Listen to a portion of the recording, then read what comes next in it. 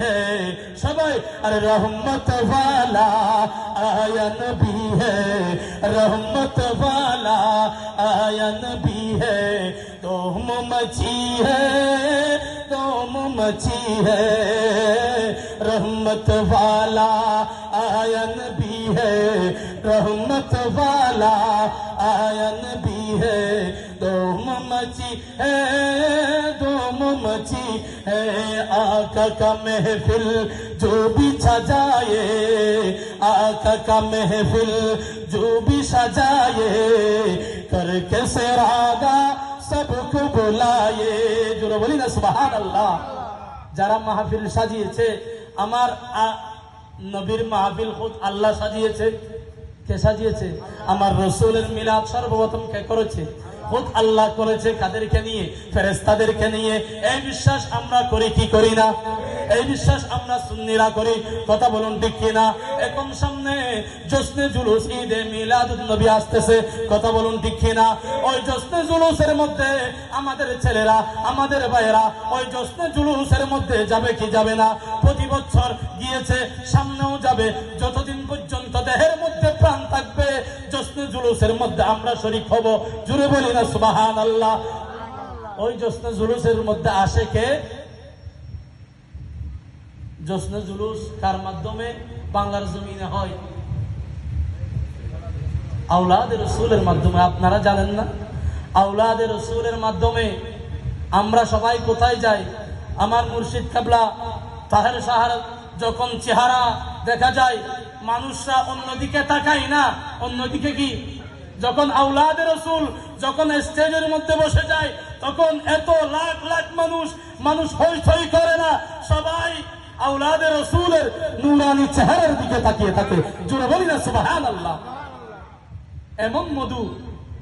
এমন মধু রেখেছেন জোরে বলি না সুবহানাল্লাহ ওই আওলাদে রাসূলের চেহারা দেখার জন্য আমাদের যাওয়ার দরকার আছে না নাই সালাতুন ইয়া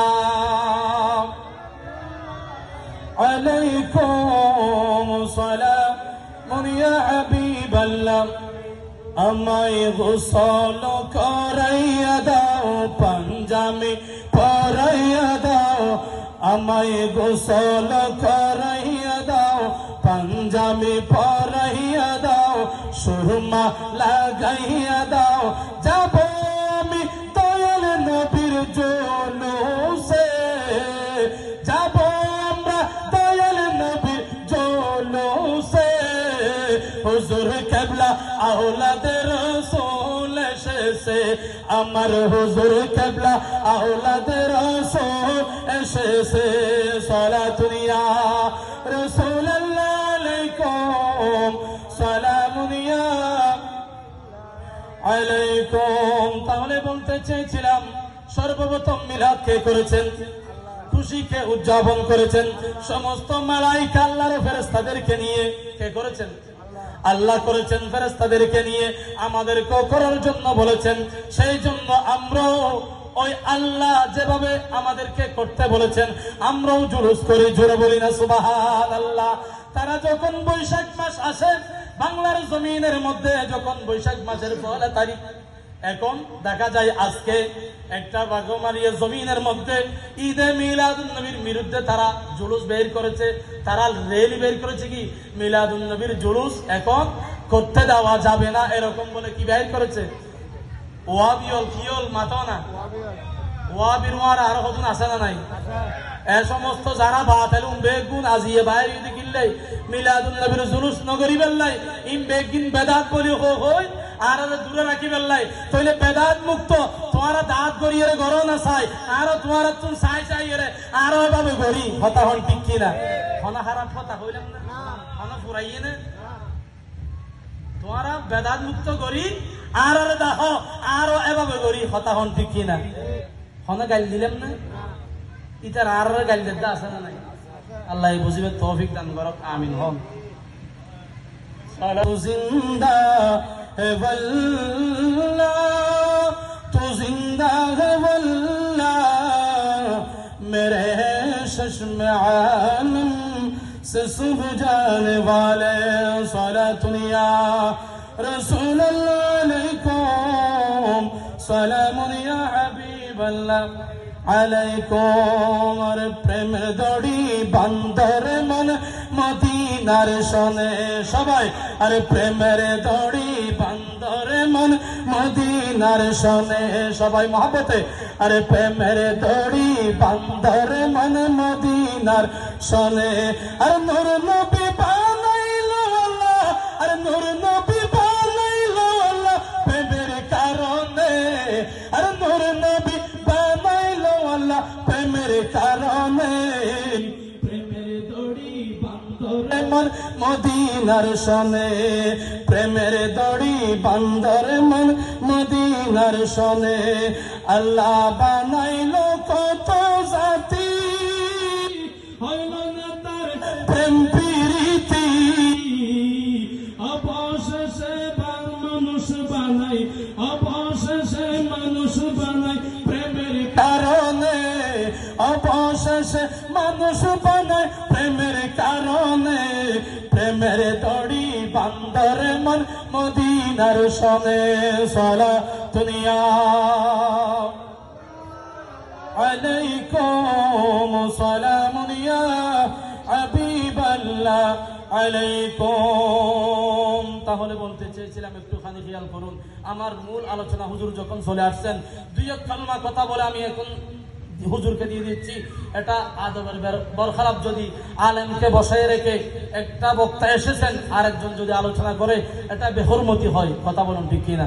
তাহলে দুই এক কলমা মানুষ আসা পর্যন্ত কিছু কথা দুই এক কলমা বলে আমি এখন শেষ করে দিচ্ছি। আজ পর্যন্ত যারা এদিক সেদিক ঘোরাফেরা করতেছেন সবাই মাহফিলের মধ্যে চলে আসুন। তাহলে বলতে চেয়েছিলাম, ঈদে মিলাদুন নবী, জশ্নে জুলুস, মাহফিল এগুলা করার দরকার আছে না নাই? এগুলা আল্লাহ বলেছেন, আমার রসুল করেছেন, সাহাবায়ে কেরাম করেছেন, সেই জন্য আমরাও করি। জোরে বলি না সুবহানাল্লাহ। আর ওরা বলে কিতাবের মধ্যে পাই না। আমরা ঈদে মিলাদুন নবী জুলুসের মধ্যে ঝান্ডা নিয়ে কিনি, পতাকা লাগাই কি লাগাই না? তারা দলিল খুঁজে, আমরা পতাকা হাতে নিই, তারা কিতাব থেকে দলিল খুঁজে। এটা মুহাব্বত করে আল্লাহর রসুলের উপর, উম্মতরা মুহাব্বত করে নারা দিয়ে দিয়ে রসুল পাকের সানাখানি করে করে, দরুদ শরীফ পাঠ করে করে, মিলাদ কিয়াম পাঠ করে করে যখন জশ্নে জুলুস খুশি উদযাপন করে, তখন তাদের যারা খুশি না হয়, তাহলে আমার রসুল যখন দুনিয়ার জমিনের মধ্যে আসছেন তখনও কিছু ব্যক্তি খুশি হয় নাই, এরকম কিছু ব্যক্তি আছে না নাই? আমার রসুলের বংশের মধ্যে ছিল। কথা বলুন ঠিক কিনা? আবু লাহাব, আল্লাহ তাআলা একটা কোরআনের মধ্যে সূরা পর্যন্ত নাযিল করে দিয়েছেন। আবু লাহাবকে কি দিয়েছেন? অভিশাপ দিয়েছেন। কথা বলুন ঠিক কিনা? আলোচনাগুলো আমরা শুনেছি, তবু আপনাদেরকে বলতেছি, এগুলা ইজাদান টানতেছি। যদি ভুলে যান, যখন রবিউল আউয়াল মাস আসে তখন আমরা এই ঈদে মিলাদুন নবীর মাহফিল যত এই আলোচনাগুলা করি তত ভালো লাগে। কথা বলুন ঠিক কিনা?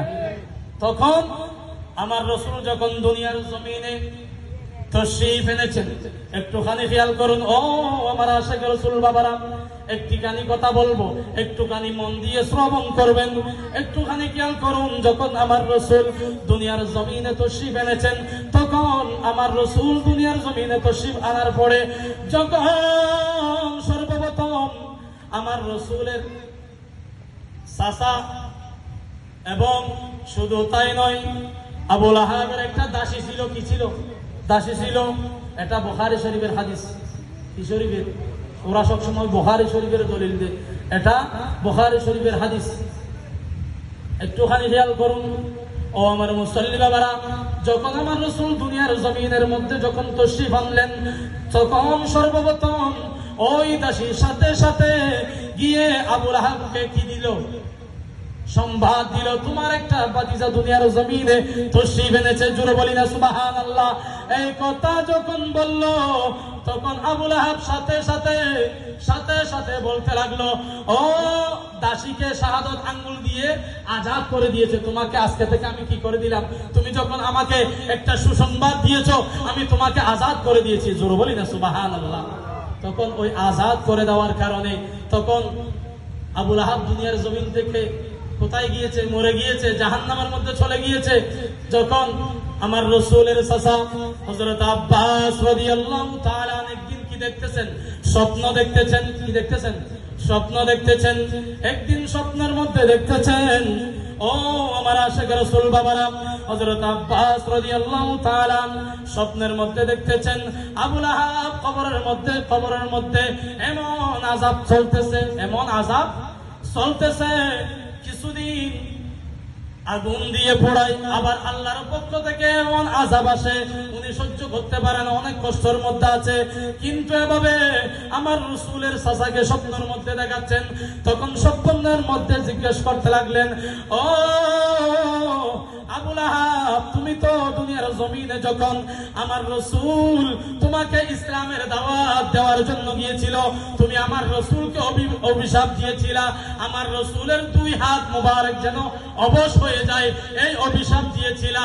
সেই কারণে আজকে তুমি যখন দুনিয়ার জমিন থেকে ঈমান নিয়ে যেতে পারো নাই, তোমাকে ওই কবরের মধ্যে আযাবের মধ্যে আজকে আল্লাহ তাআলা রেখেছেন কবরের মধ্যে কিছুদিন।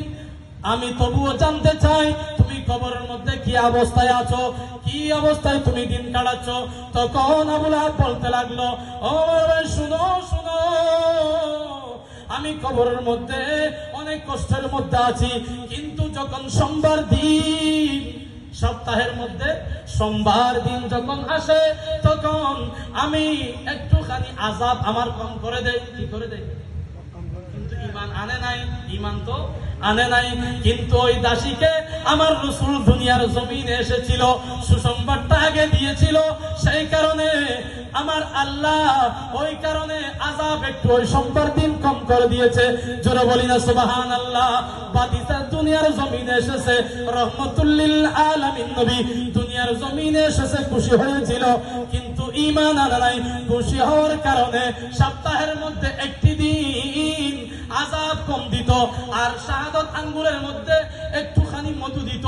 ওই মধুগুলা যখন জবানের মধ্যে, গালের মধ্যে, জিহ্বার মধ্যে লাগাতো, কিন্তু অনেক শান্তি লাগতো, অনেক শান্তি লাগতো কবরের মধ্যে। কাকে বলতেছেন?